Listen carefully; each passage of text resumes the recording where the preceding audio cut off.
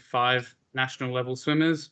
Financial, potentially exploring sponsorships or other opportunities, upskilling our coaching and volunteering, and what's our interaction with our community looking like. So by no means do you have to have all 5 of those. You can have 6, 7 if you really want. It's often easy to focus on 3 or 4 of them and really nut them out and have a good goals set for each one. And those are, again, by no means the only 5 that you can possibly have, but they're just some common things that fall under them. So within Can each I of jump those, in? yes. As a suggestion, it's probably a good idea to actually look at the Swimming WA strategic plan, and particularly around the pillars of seeing what ours are, which are pretty much, we've got 4. So ours are around people, participation, leadership, and organisational sustainability. So using your, and this is any sport, using your state or national body organisation as your base template, and then look at how you as a club are going to implement those goals and those strategies would be the next thing. Yep, definitely agree. And when you're breaking it down into pillars, this is when you can start to explore specific committee members' passion areas. So if someone is really into sponsorship, or they're more interested in the financial viability of the club, you can almost have them as in charge of that section. And this is not to say you can't cross over specific committee members, particularly on the more common sections like participation and potentially competitive achievements. But if someone is really passionate about social activities or something along those lines, and that's the specific reason why they joined the committee, and they might be a general member or something along those lines, often it's a good idea to give them room within the strategic plan to explore that space. And the next slide talks about SMART goals, but when it comes to your strategic plan, it takes a lot of effort to do it right as a committee. And so if you have put in that time, you've spent the time consulting your members, you've had those hard conversations as a committee, make sure that you're sticking to it.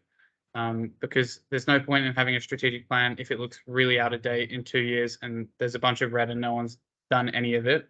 And a good way to do that, or to continue to act on it, is to have the small little wins along the way. So don't set yourself a huge goal in the future that is really hard to envisage the small little steps that need to be along the way. Make sure you take the time to detail those and celebrate them as they come. You might have 10 new members, or you might have an additional 10 members next season, or you might have an additional coach. Anything along those lines, make sure that you're celebrating it so that people still engage with the document along the way. And also, the strategic plan is always a live document. So it's good to have it all, to have a strong skeleton, or at least have something that you commonly agree on. But if goals change, if aspirations change, if situations change, there's no point sticking to a bunch of goals that you can't achieve anymore. All right.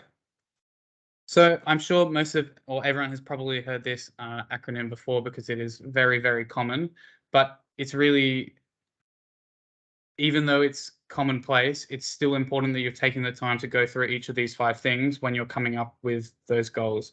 So really be specific. I might just really be specific, be measurable, achievable, responsible, and time-bound. I always think that responsible and measurable are arguably the most important ones, because once you have someone's name jotted down next to the pillar or the strategic goal, you can have that conversation with that person at the next committee meeting, and they have a sense of ownership within the plan, so they're not confused how they all fit in. Does the vice president do this? Because a lot of the committee roles are quite vague in nature to a certain extent of what actually their duties fall as. So, SMART goals. I've come up with a set bit of or my goals. Obviously, mine's going to be all towards multi-class, because that's what my job is. But anyway, you can pick and choose what you do like or don't like about these goals. But my specific goal is to develop or increase multi-class participation. This doesn't necessarily mean I am aiming to create a different squad within my club. I just want to get a couple multi-class athletes.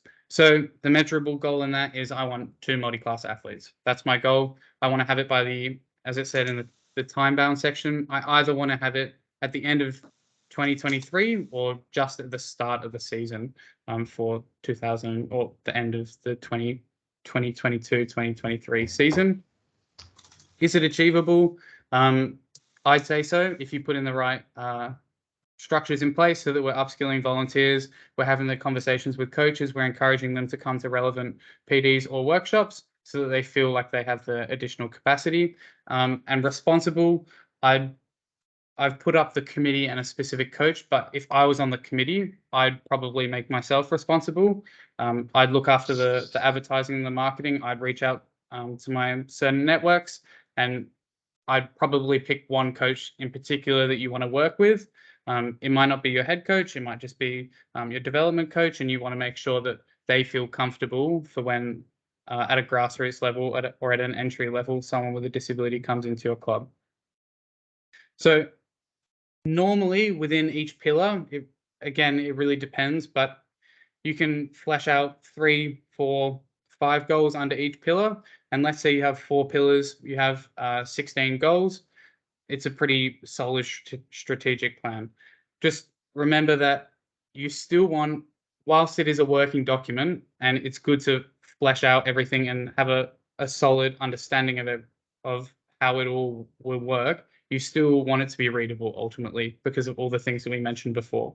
So it's great to have 10, 20 goals if you got to 20, but if you had 10 goals under 7 pillars, that's a lot of words and a lot of reading, and ultimately it makes it harder to follow because there's so many different tangibles. It's hard to assign people specific tasks, and it just makes it harder to have that responsibility on it because suddenly everyone on the committee feels really overwhelmed. That is essentially the end of the formal presentation. When it comes to strategic plans, and I'll say it again, it's all about having an active document that people feel engaged with and that your community or your swimming club resonates with. So once you get the mission, the vision right, and everyone agrees, make sure that you put in the time to think properly about your goals and where the little small wins are. So if I'm aiming for 2 multi-class athletes, that might be my overall goal. But as soon as I get 1 multi-class athlete, I'm bringing it up at a committee meeting, I'm celebrating it. I'm keeping everyone in touch with my area, but I also don't have to talk about it at every single committee meeting possible. I always like to think that you can have it on the agenda before every committee meeting, and if you have a busy committee meeting, you can almost let it slide, but if you don't have much to talk about, it's the perfect time to bring it up and have something of substance to talk about. But you just got to stay with it as the progress happens. I am more than happy to either sit here and workshop a few ideas, but other than that, I don't think the strategic plan needs to be an excessive process in terms of me talking. It's not a confusing process. There's not 101 things that you need to do. It's just what it is. I also have a Word document of an example that you could do. So let me try and figure out how to share that.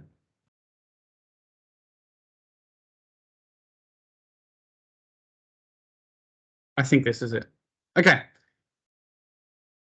I did just grab this off the internet, but I thought it was pretty good. So I think it is by, let's have a look, sportsbop.co.nz. The Kiwis know how to do it. Okay, so essentially just having a look at this, I would like to have the Our Future part up here at the very start. So where it says Our Future, it clearly outlines vision, mission, and values. Ignore the program and the market part, but that's at the very top of the document.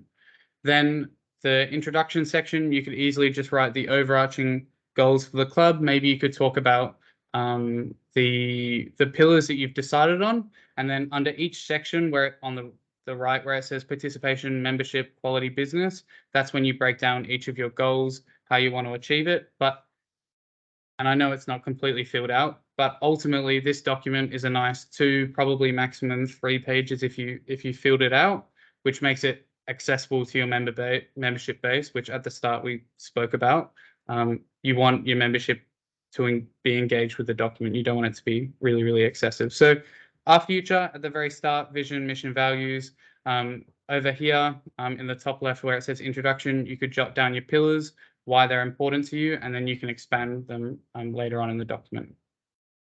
I'm more than happy to send this out to everyone, but that is the end of me talking. Am I allowed to ask a question? Do you mind? Yes, go for it. Go for it. It was actually directed, sorry, Adam, at Chrissy. You mentioned before that there was a template that you suggested that clubs sort of look at the Swimming WA strategic plan. No, I've got a copy of one that says strategic plan 2019 to 2024. Is that still the current one? Or where do I find these templates and resources on the Swimming WA website? Is it because I know I have just put in the chat, Melanie, the most up-to-date strategic plan for Swimming WA, which is on the website under governance for us. So we have done another one, given as what was said earlier around COVID has happened, that the goals that we had in place for 2019 were no longer going to be achievable by 2024.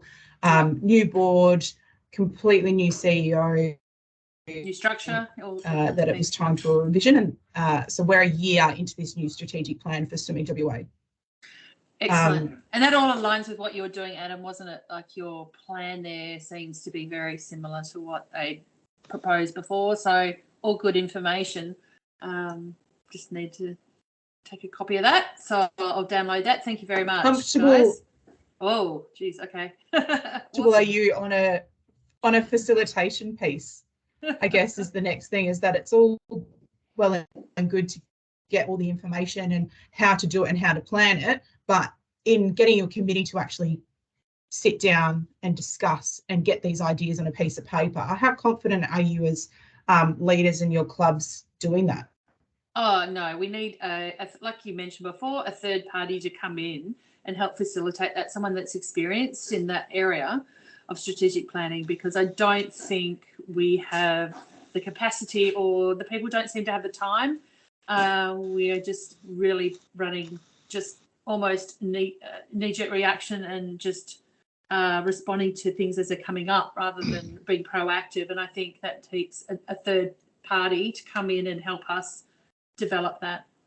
So that's something I would like to take back to the committee to see if we can sort of consider that. And we're also, I don't know if we're in a unique position, but we're certainly in the position where our coaches are managed under the centre itself and we're the club itself. So we don't, we may have different goals and they're not always aligned, and we always don't have input to each other's objectives. So that's something we have to overcome as well. And that's about developing a good relationship with your the centre, the person that runs the squads or the coaches. So that's another thing that we need to consider when we're developing a strategic plan, is what their objectives are as well. And sharing that with them. So it's inviting them along and understanding that you may have competing priorities, but you make a note of it, and it's for a bit of a committee discussion piece on how you can facilitate those goals. So you keep them engaged and interested with the club. Yeah, absolutely. With enough notice, I'm pretty sure I would be able to organise either, I say this throwing Adam under the bus without even letting him know that if this would be okay, about he or I coming out, probably me, Melanie, given I'm in Auburn Grove, so not too far, that we come out and actually help facilitate a strategic planning session with the committee. But again, it all comes down to notice and time, and we're more than happy to do that. I just need clubs to ask. Yeah, and so, look, one of the things I took away from your last one of the other webinars was that the short course is for planning, and I think that's where we will probably, the short course season is for planning going into the long course season, and I think that's probably where we'll do most of our work. So now we're just trying to get through this next season, so we'll be able to get ahead of ourselves moving into the next season, and I think that will hopefully be one of the things we're targeting. Yeah, I'm more than happy to come help facilitate as well, Kirsty. It just depends on my days. Oh, we're flexible. We'll work around you. I mean, a HR degree has to be useful for something other than doing HR, and sometimes you do need the conflict resolution when you're doing strat planning, because people do get passionate and emotional about what they're doing, because ultimately you are giving up your time because you want to better something. Absolutely. I'm really keen to see how Arena managed that just recently. You know, was it easy process or? Sorry, I'm asking questions now of Arena. No, do you mean about our vision and mission statements and objectives? Was that an easy task, or? Oh, it was I think it was a task that you made sure that everybody took full importance of being involved in and contributing towards. And I think that was a really good thing, because you listened to absolutely everybody's comments. So it's driven from the president, wasn't it? It was from the top. Yeah. Yeah. Completely. Awesome. Yeah. Yeah. But also everybody kind of got involved in it as well. And yeah, even we got down to the point of even just small words and the way we were phrasing things. So it was good to see everybody get involved and everybody get on board. But yeah, definitely driven from Michael down. Yep. The one thing that I'll chime in, I obviously wasn't there at the Arena strategic planning, but sometimes it helps if you're able to set up the day or the evening in a way where it's a little bit more relaxed, in terms of make sure that you tell everyone to bring food and make it a little bit more low key, rather than making it seem like a super. It's still an important thing and that needs to be conveyed, but rather than making it a super formal thing where everyone's like getting ready, not for a fight, but they're like, right, well, this is what we're going to do. We're super serious. We're going to sit around a table and we're going to iron it all out. Sometimes just making it a more relaxed environment can help with those discussions. Do you think it's important to involve the head coach in this strategic plan, given that we are a swim club? Or get some input from the coaching staff on that? Yes. Because some of these pillars will be coaching related, Yep. I would imagine. I do. I think it is really important. It's just balancing. Normally, when we're doing, or when I'm talking about strategic planning, I wouldn't encourage you to put a coach next to a specific pillar or a goal. Maybe a couple goals, but ultimately they should probably still have a committee member responsible. But I think it's definitely important to have all the senior figures within your club present. So definitely your head coach and potentially some other coaches if they're interested. You just don't want too many opinions, because as the old saying goes, too many cooks Spoil the broth. Yeah, exactly. But yeah, I definitely think it's worth getting other perspectives that isn't just from a committee. Look, I think we've got the community membership at Arena to facilitate this ourselves. We've got some excellent people on the community that are experienced in business and have been involved in this type of planning in the past. Speaking as the president, as an individual, it's something that we're going to take on board and we are going to do. But I think we need to just, let's get past the Christmas break and set a date for this, probably March, I would think. We need a bit of time to gather our thoughts and put it all together before we actually document it and sign off on it. 100%. 100%. And also acknowledging what I said earlier, Melanie, around you don't have to commit to the previous mission and vision statements, but having a strategic plan also helps with the succession planning, because if you do have new committee members, it's not a completely new shock of, I have to figure this all out. At least they have some thoughts. Some guidance. Yeah, absolutely. No, I think that's what we're lacking at the moment. Like I said, just because of COVID and a few other issues with the facility itself. So it'll be really good that we sort of pursue this moving forward. So yeah, it's been interesting listening to you and both hearing how Arena's going as well. So thank you. Yeah, sounds great. Awesome. Anything else from you, Kirsty?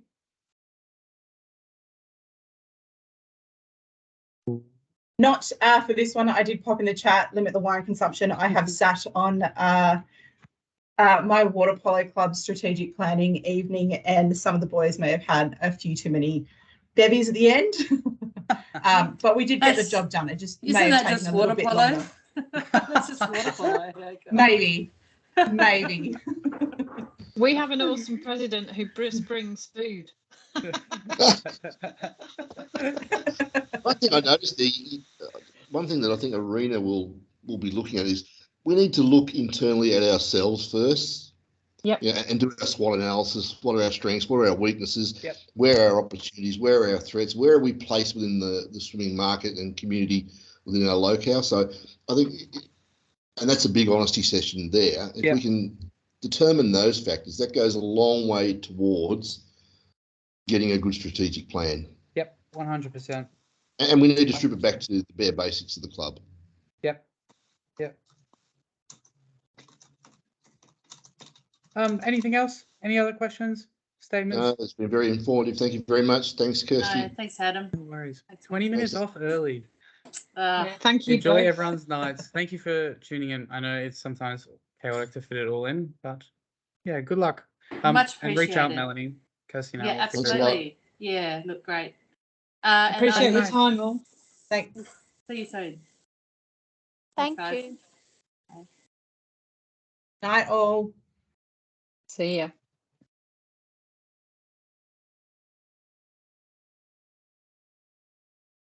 Sleep time. Really good, Adam.